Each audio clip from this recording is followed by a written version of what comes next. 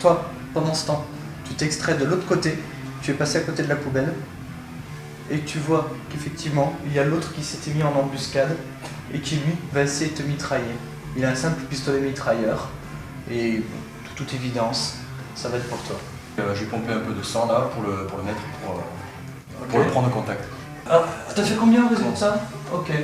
Tu vois effectivement ton attaque porte. Le sang gicle de lui par tous les pores de sa peau.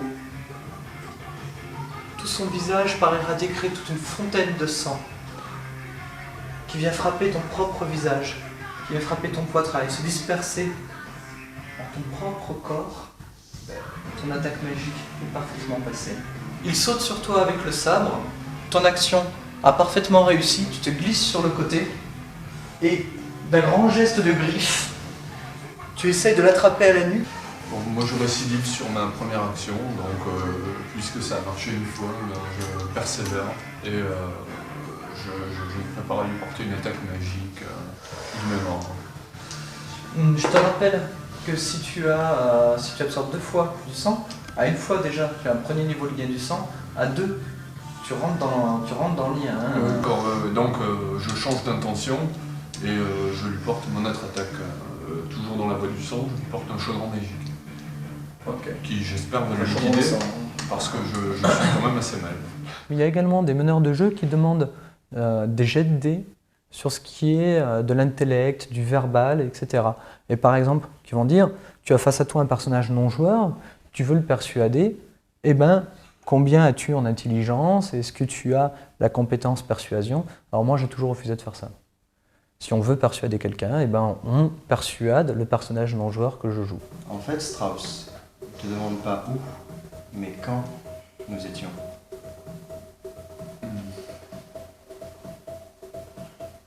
Ouais. À ce propos, l'étoile rouge, là, elle se trouve dans quelle constellation? Je vois là tes réflexes d'occultiste. Tu la fixes, tu la regardes. C'est la constellation de la Pléiade. Une constellation dont tes connaissances dans la mythologie hébraïque te permettent de connaître l'histoire. On dit qu'avant le déluge, lorsque toute la création a protesté auprès de Dieu des forfaits provoqués par les Néphilim, les anges déchus, leur progéniture, ces géants, avant que Dieu noie le monde, il ne restait qu'une seule femme pure, une seule vierge. Avant le déluge, il la porta aux cieux et en fit cette constellation. C'est en son centre qu'est apparue cette nouvelle étoile rouge. Je crois que du côté des joueurs, du côté des personnages joueurs, ce qui est important, c'est que tout être humain, ça se définit par ses interactions sociales. Et que chacune de nos expériences sociales crée en nous comme une espèce de sédiment, et se dépose les uns sur les autres. Et qu'à un moment, on vous dit, bah, si tu étais, je sais pas moi, né en Pologne en 1883, tu es né en Pologne en 1883, tu définis ce que tu es, tu choisis quelle est ta vie, quelles sont tes idées, quelle est ta croyance religieuse, quelles sont tes opinions politiques si tu en as, quelle est ta vie de famille, etc., etc. On transforme toute sa couche de sédimentation contre une autre. Et là, on se dit maintenant, ça y est, tu as pris une autre vie. Pour savoir ce que tu serais autrement. Et ça, je crois que c'est le fond de l'intérêt du jeu de rôle. C'est le fond de l'intérêt pour le personnage joueur. Et pour le meneur de jeu, le fond de l'intérêt, c'est de donner du plaisir au personnage joueur. C'est-à-dire qu'on lui donne des bases et lui va utiliser ce qu'il a en lui, son imagination, pour trouver son propre chemin, sa propre façon. D'ailleurs, on a vu beaucoup à des parties des gens qui arrivaient à se positionner dans ce qu'ils voulaient vraiment être, en essayant plusieurs rôles finalement. Est-ce que moi je vais être plutôt comme ça, plutôt agressif? Est-ce que je vais être le bout en train? Est-ce que je vais être plutôt la personne silencieuse mais qui échafaude des plans pour les autres? Où est mon rôle? Et qui après réussissait à se positionner dans la société. Donc c'est plutôt bien. Mais ça laisse toujours le rôliste a le libre choix, assis à une table, et essaie d'échafauder ses propres solutions. Et en ça, il échappe, bien entendu, au marketing, aux médias, à la télé, à tout ce qu'on voudrait lui enfoncer de force, et à la place qu'on voudrait lui donner peut-être dans la société, peut-être une place qui ne convient pas. Alors moi, je dirais que le jeu de rôle invite à se cultiver, par souci de réalisme, en ce sens où si vous voulez, amener du vrai dans ce monde imaginaire. Les tenues vestimentaires, ce que vous mangez à l'époque, les tarifs, etc. Apprendre en s'amusant. Amener les personnes aussi à avoir un peu plus d'aisance dans leur manière de discourir, dans leur manière de s'adresser à telle ou telle personne. On peut aborder le jeu de rôle complètement vierge de référence, ce sera plus difficile. Il vaut mieux effectivement avoir lu quelques bouquins de fantasy, quelques bouquins de science-fiction, avoir cet esprit de l'imagination. Il y a des gens qui ne veulent pas, ou qui ne le souhaitent pas, ou qui ne l'ont pas, tout simplement. Et pour eux, c'est beaucoup plus difficile. Il faut être capable d'inventer un personnage, il faut être capable de se prêter au jeu, il faut être capable de lire quelques règles, souvent un peu rébarbatives.